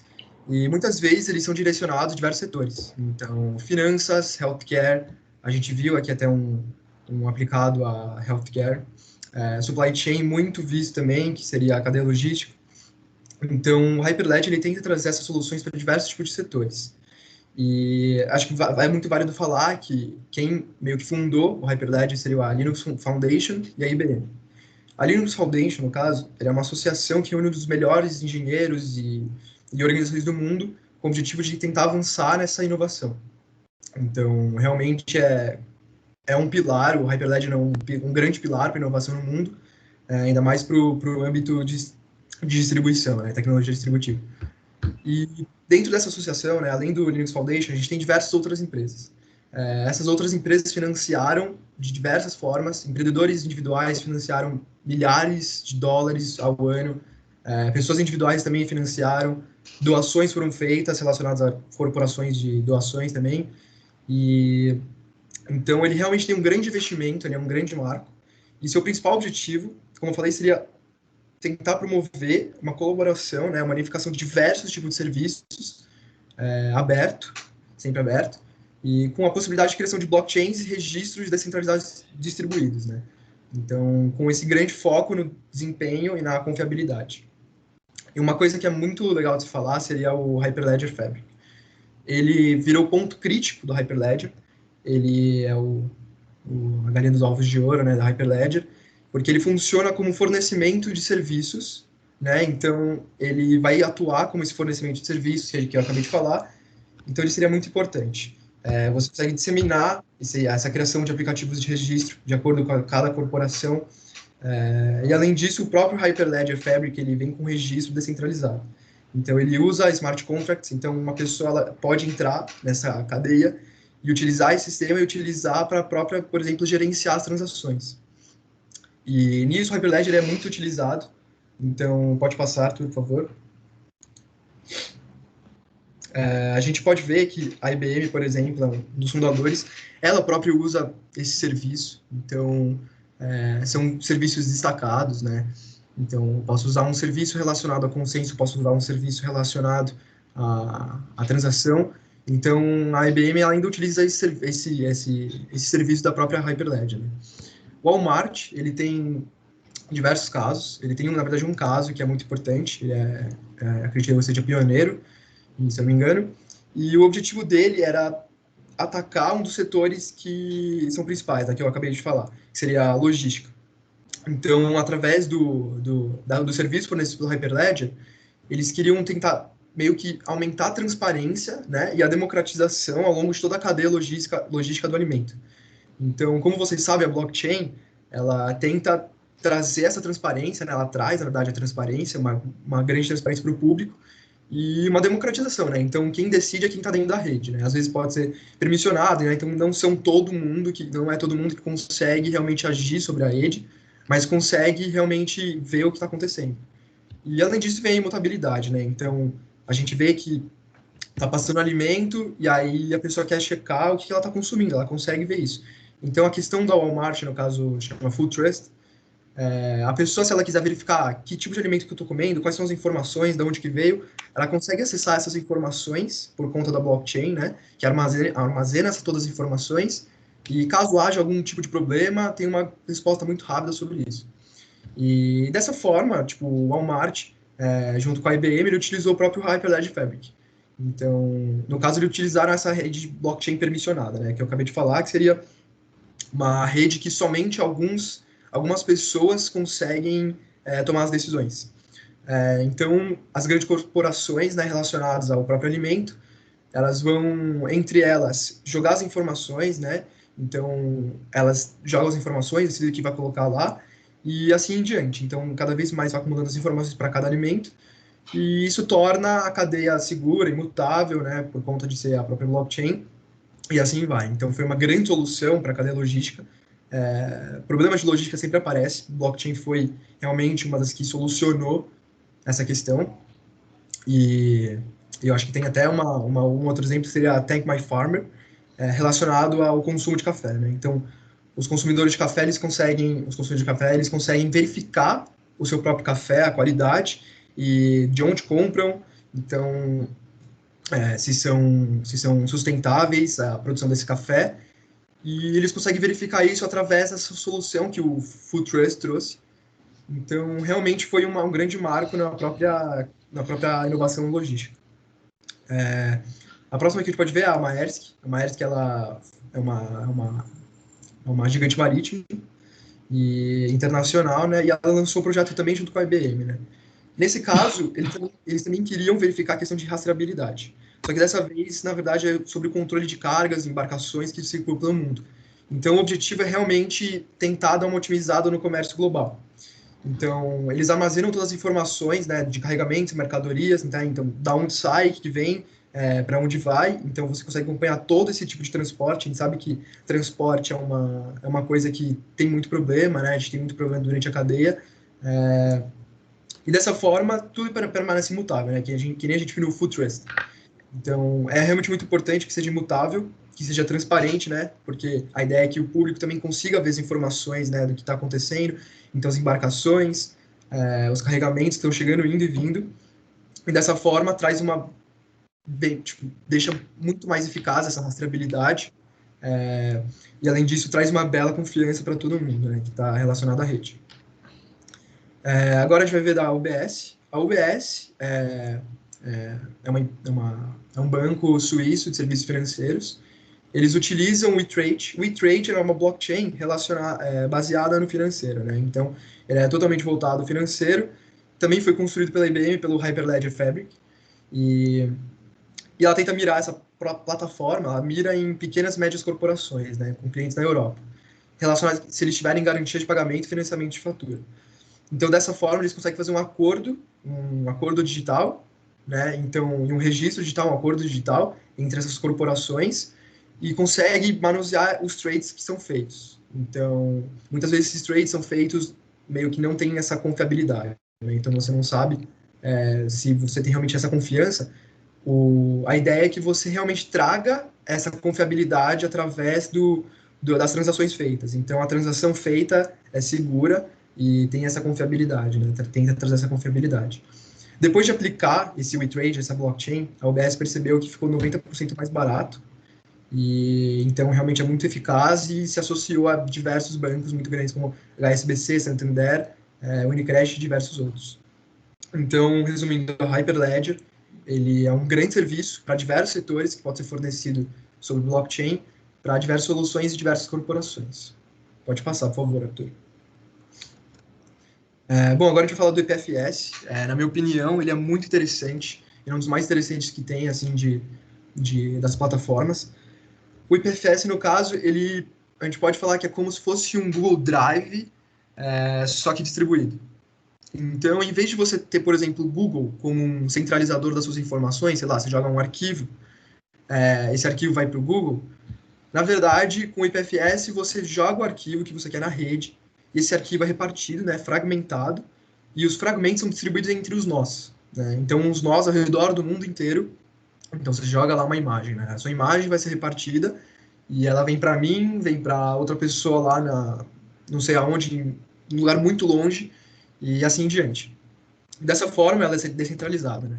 E isso é visto como um equalizador que visa o coletivo. Então, tipo, você não tem uma entidade central que vai coletar todas as informações, que vai ter todas as informações, né? Você consegue imaginar uma pessoa, você confiar a uma pessoa todas essas informações, questões muito importantes. Então, realmente. Só que nesse caso, o IPFS ele é público, né? Então, se você joga um arquivo, seu arquivo pode ser visto pelo público e ele gera uma assinatura, né? Ele gera uma assinatura, no caso, ele vai gerar um endereço. A gente chama de endereço, um hash. Então, ele vai ser um hash, com esse hash você consegue retornar de novo o arquivo. Então, eu joguei o arquivo na rede com hash, eu posso capturar esse arquivo novamente, ele vai baixar o arquivo de todas as localizações até baixar e reconstruir no seu computador. Uma coisa que é muito interessante de falar é que o protocolo é diferente do HTTP. Então, na internet, que é o protocolo HTTP? É o protocolo que a gente utiliza para comunicação de informação. Então, você vai ver lá, por exemplo, no seu site de busca, no navegador, tem um cadeado. Esse cadeado, ele significa se a conexão que você está fazendo com o site, ele é seguro ou não, né? Se tiver o cadeado, é seguro. Se não tiver, bom, não é seguro. Só que a questão aí é o tipo de comunicação, né? E o tipo de criptografia. No caso, ele é diferente do HTTP. Então, o HTTP, você vai baixar um arquivo, você vai baixar o arquivo inteiro. No caso do IPFS, você está baixando os fragmentos. Então, isso se torna tipo, muito, muito mais rápido. E a comunicação é P2P, né? Ponto a ponto. Então, você não tem esses certos intermediários, você tem uma economia de banda larga. Então, vamos supor que eu vou baixar minha imagem, eu estou baixando um fragmento que está lá a não sei quantos quilômetros, a, sei lá, 100 quilômetros, e enquanto eu estou baixando o outro fragmento da outra imagem a 10 quilômetros, tudo ao mesmo tempo. Então, pensa que são mini fragmentos que são baixados muito rápido e aí são reconstruídos no seu computador, né? E deixa muito mais rápido. Outra coisa que vale muito a pena falar é que ele dá o histórico de versões, né? Então, você tem um arquivo, você jogou, e aí ele te deu hash. Esse hash, como a gente já viu, ele é imutável, né? Então, ele tá aí para ser um endereço do seu arquivo, um endereço da sua, como a gente viu, da sua comida que está sendo rastreada. Então, ele é um endereço que é imutável. Agora, se você pegou esse arquivo, você tem esse hash, e você alterou esse arquivo, você baixou e alterou esse arquivo, jogou de novo, ele está alterado, o hash vai ser alterado. E vai armazenar essas versões. Então, o público vai conseguir ver todas as versões do arquivo até chegar na versão atual.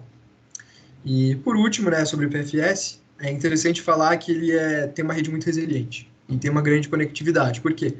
Ele pode usar a questão do backbone da internet. O que é isso? O backbone é basicamente o intermediário que você usa para passar a informação. Então, toda vez que você passa uma informação, não sei, para o outro lado do mundo, para o Japão, você vai ter que passar para o intermediário. No caso, por exemplo, um provedor de internet que vai pegar essa informação e vai repassar.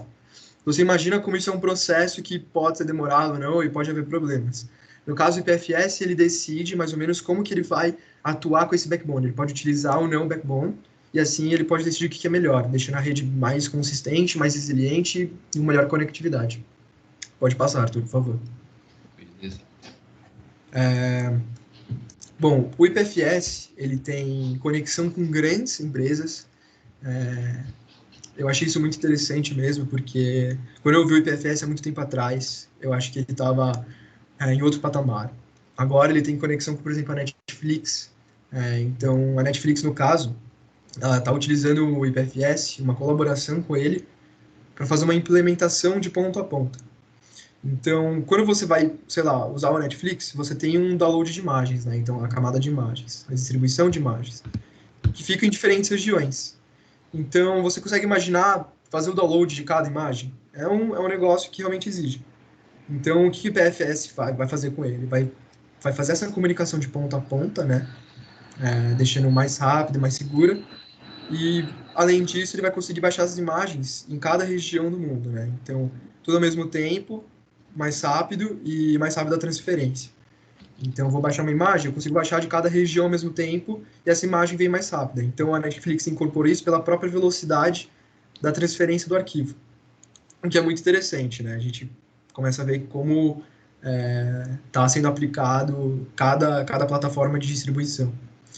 E o Cloudflare, para quem não sabe, o Cloudflare ele é muito relacionado a instâncias, no caso, a cloud que permite uma certa segurança, né? Então, eu tenho um site, eu quero evitar algum problema de segurança, talvez um ataque. Se você hospedar no Cloudflare, alguns serviços, esses serviços estão seguros, né?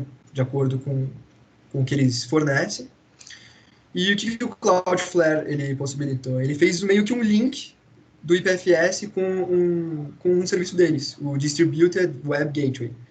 E o que é isso? O nome, ele fala que é o acesso à web distribuída. Então, serviços distribuídos, tudo que a gente está vendo aqui. Então, eu consigo acessar tal serviço distribuído, o IPFS, por exemplo. Então, o Cloudflare, ele permitiu esse link. E como seria esse avanço, né? Por que seria um avanço? Uma pessoa que quer acessar o IPFS, ela realmente talvez precise de uma certa ajuda para esse acesso.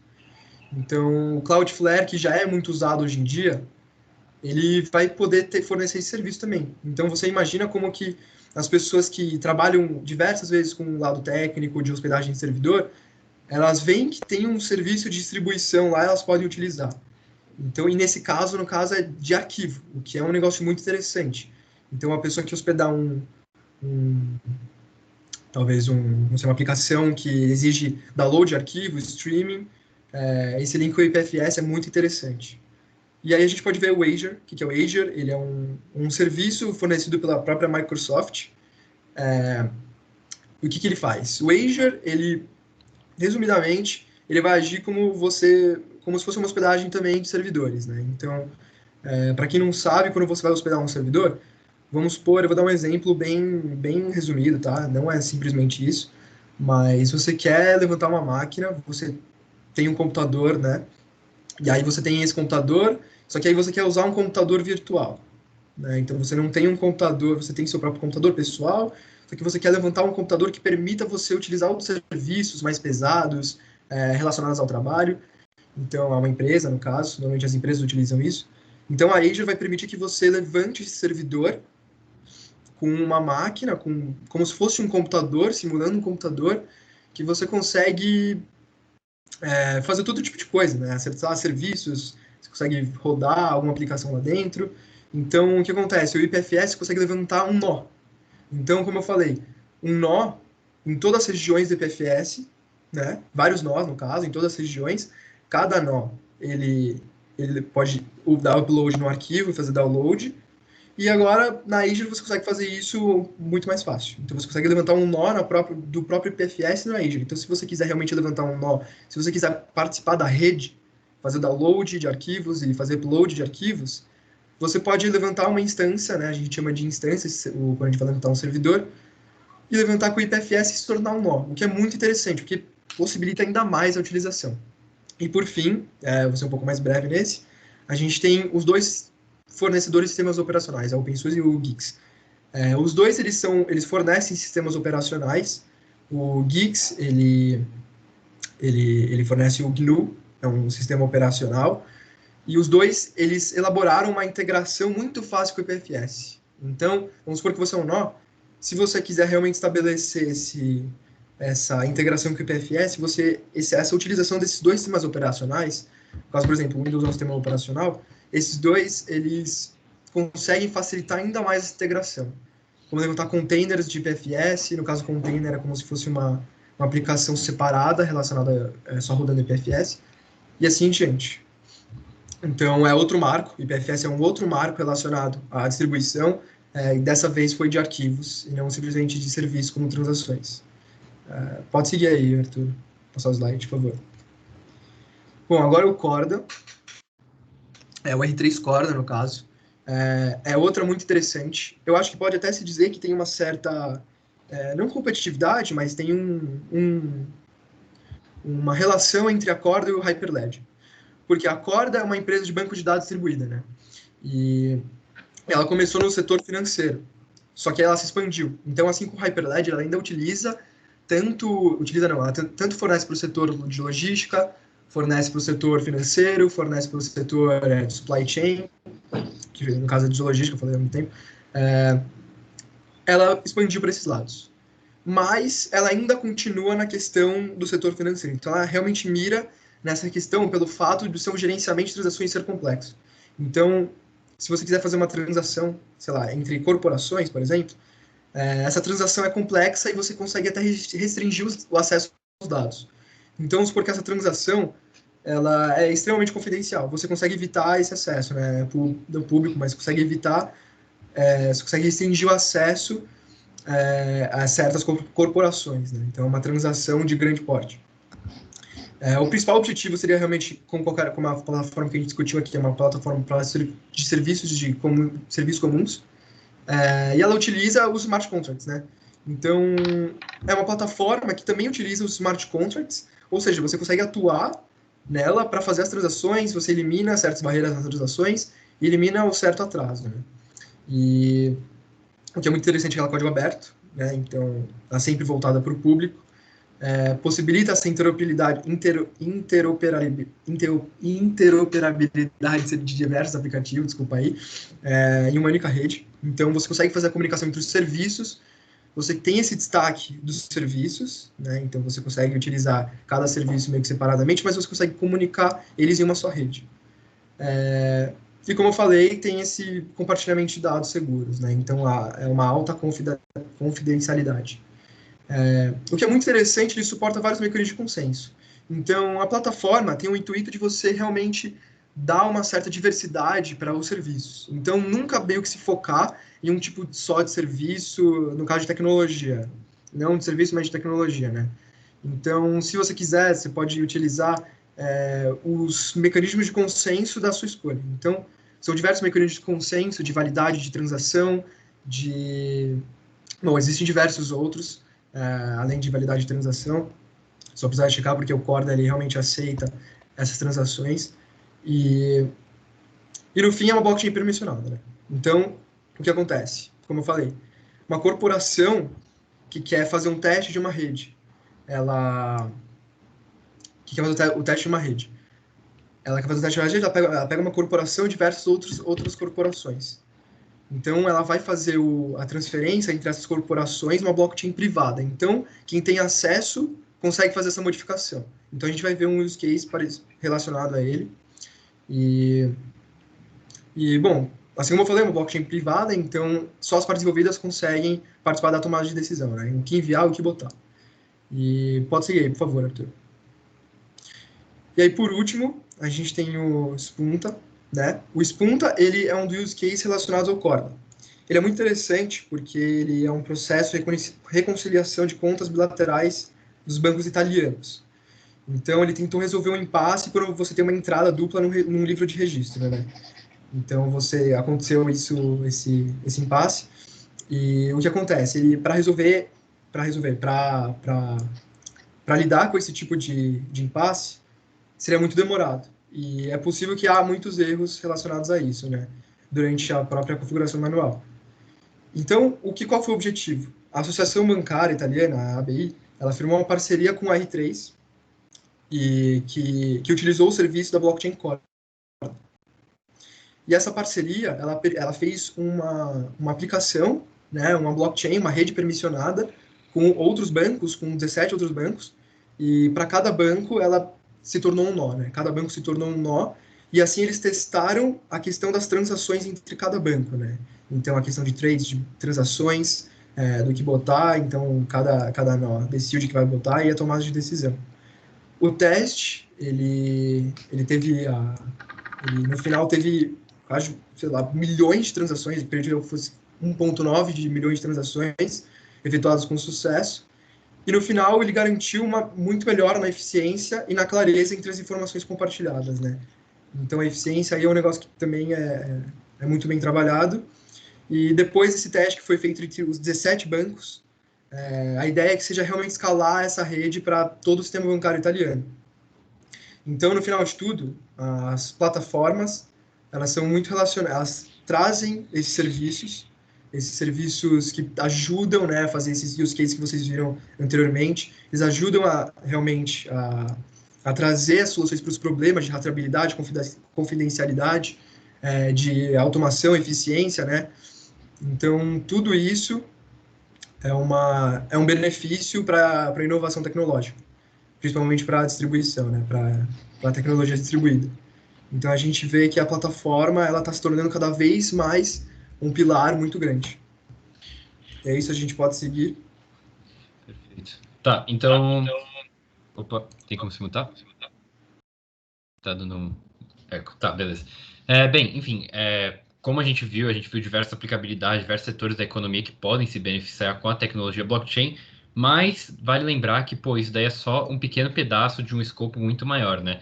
Então, aqui, só mostrando que a gente tem, tipo, no nosso Instagram, a gente fica postando esses cases de sucesso, que, enfim, nada mais é do que postagens que a gente faz com, pô, uma clareza de informações para deixar, tipo, ensinar a blockchain, ensinar onde que está sendo usado de um jeito bem digestível. Então, tipo, se vocês quiserem aprender um pouco mais, ver alguns outros lugares onde estão aprendendo, onde estão usando e tudo mais, vale a pena você dar uma checada lá no nosso Instagram, porque, enfim, a gente tem umas atualizações sobre isso.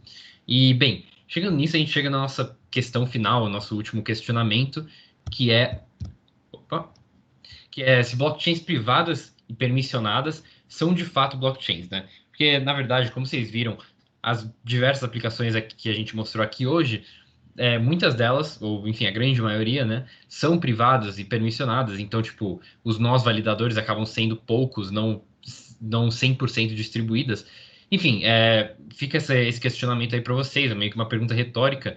Não tem uma resposta certa também, então, tipo, coisa que a gente fica pensando aqui dentro da entidade, o ecossistema inteiro de blockchain debate isso ainda, mas, enfim, vale aí o pensamento para ver o que vocês acham sobre isso e sobre as aplicabilidades de blockchain nos diversos setores da economia. E, bem, é mais ou menos isso, galera. A gente agradece pela paciência de vocês, foi uma aula bem longa hoje. Quaisquer dúvidas que vocês tiverem, vocês podem ir mandando lá no Slido, né? E, se não me engano. E, enfim, a gente vai estar aqui disponível para responder as suas perguntas.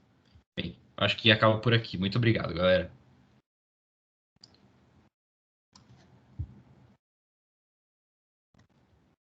Deixa eu te compartilhar aqui rapidinho. Beleza.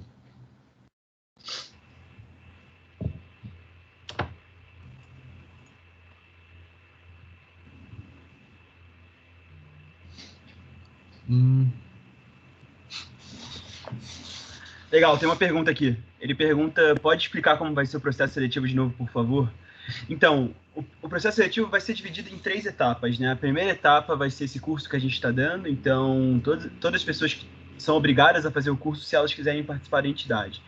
A segunda etapa vai ser meio que uma dinâmica em grupo, mais uma apresentação de um case para os diretores e para os membros da entidade, relacionado a algum tema que a gente deu no curso. Então, para poder criar esse link com a primeira etapa. E por último, passarem na segunda etapa, vai ser uma entrevista com os diretores, só para meio que alinhar os fits culturais e valores que a gente tem aqui dentro. Então, é mais ou menos 3 etapas, sendo a primeira agora, né? Que está rolando agora.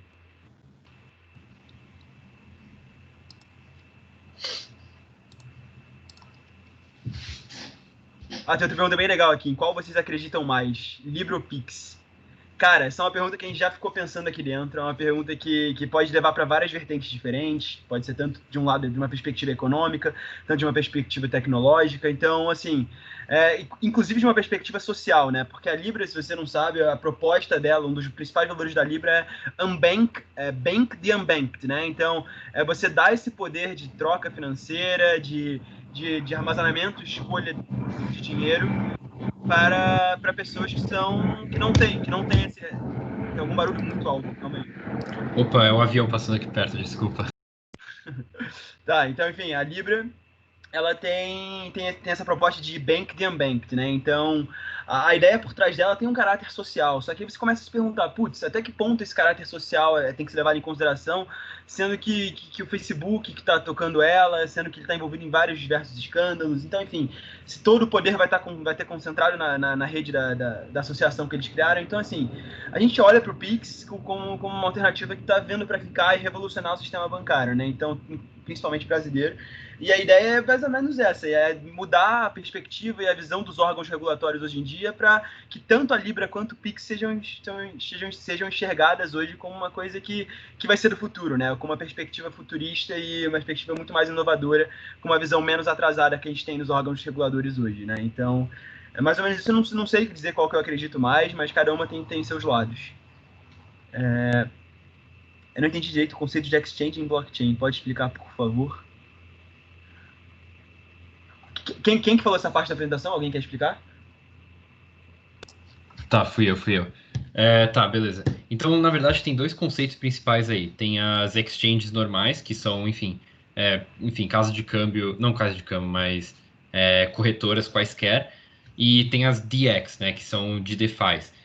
Praticamente, a grande diferença das duas é que os DX, o que ocorre é que numa exchange normal, você, tipo, manda uma transação para um órgão lá, uma empresa, aí, enfim, eles vão registrar essa transação numa blockchain e, enfim, a transação vai passar pela blockchain. Então, tipo, vai ser um processo bem mais ineficaz, porque, tipo, para você passar o bloco, você vai ter que esperar tipo, se for Bitcoin, vai ter que esperar, tipo, os 10 minutos para passar a transação, enfim, algo em torno dessa linha. No caso das DX, o que acaba fazendo o diferencial é que as transações, elas são feitas em piscinas, então, tipo, primeiramente, não são transacionadas criptomoedas, mas sim os tokens, né? Então, tipo, valores atribuídos a criptomoedas, enfim.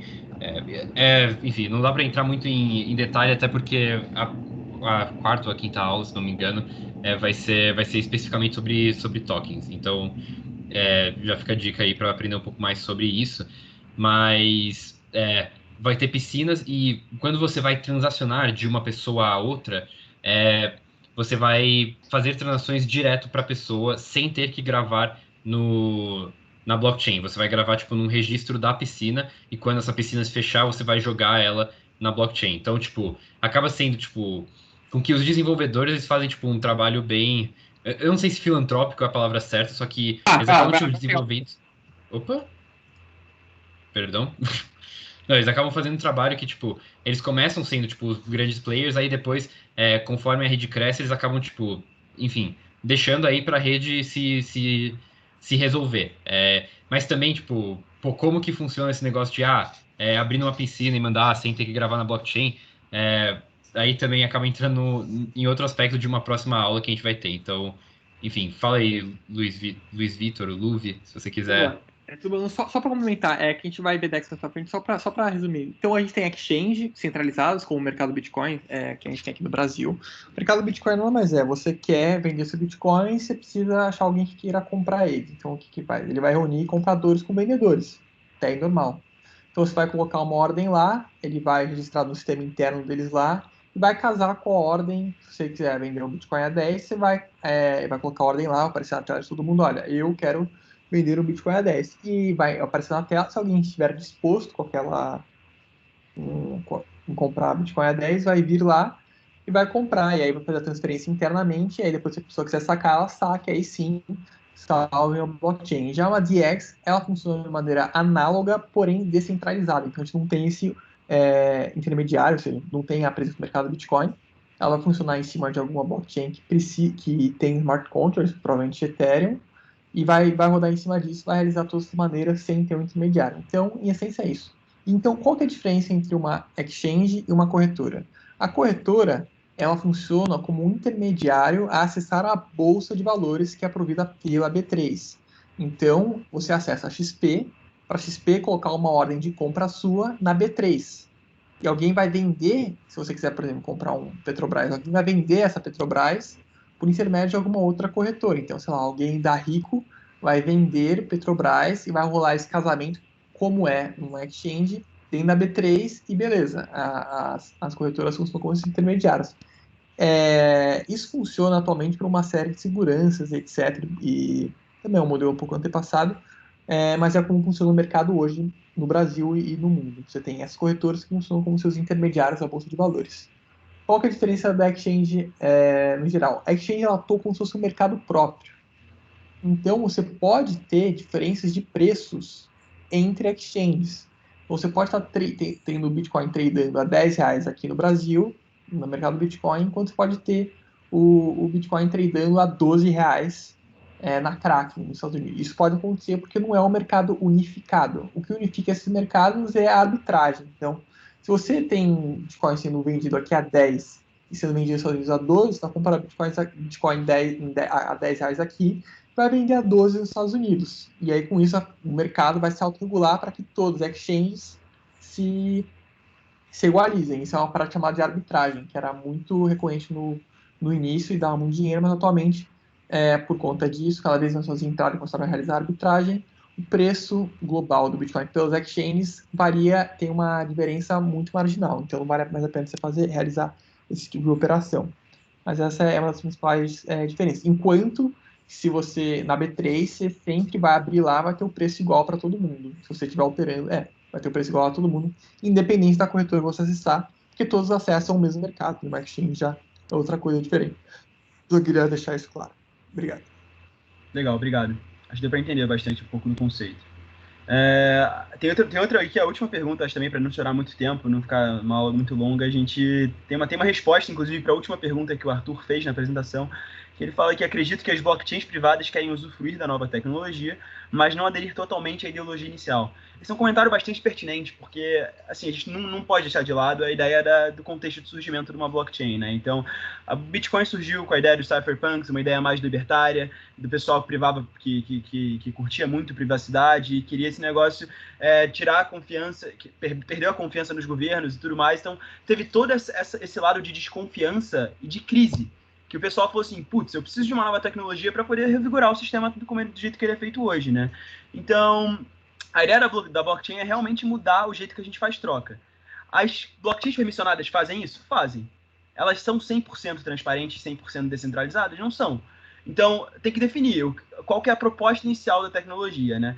Então, mas sempre essas histórias acabam tendo dois lados da moeda, né? Porque, por um lado, os cypherpunks são mais libertários, querem um negócio menos centralizado na mão do governo, de pessoas que eles não gostam e tudo mais. Então, mas eles também prezam ao mesmo tempo por privacidade. Era a galera que defendia a criptografia como fonte de tudo e tudo mais. Então, se você preza por privacidade, uma blockchain mais permissionada, você tem mais controle sobre os nós validadores. Você faz uma pré-seleção das pessoas e com isso você acaba ganhando um pouco mais de privacidade da informação que está ali dentro. Então, até que ponto isso caracteriza uma blockchain, né? Então, acho que esse é o questionamento que a gente tem que fazer e nunca deixar de lado o contexto de surgimento da tecnologia, né? Então, pessoal, eu queria agradecer a todo mundo pela aula de hoje. Eu sei que foi uma bastante longa, mas era justamente para poder explicar para vocês um pouco do que está sendo feito hoje em dia nesse mercado, que as pessoas geralmente não têm algum tanto conhecimento ou não têm tanto contato com, né? Então, eu queria só agradecer a vocês mais uma vez. A aula, de novo, vai estar disponível no nosso canal do YouTube. Quero convidar vocês a seguir a gente nas redes sociais, acompanhar os nossos posts e tudo mais. Então, até a aula que vem, vai ser na terça-feira que vem. E obrigado mais uma vez.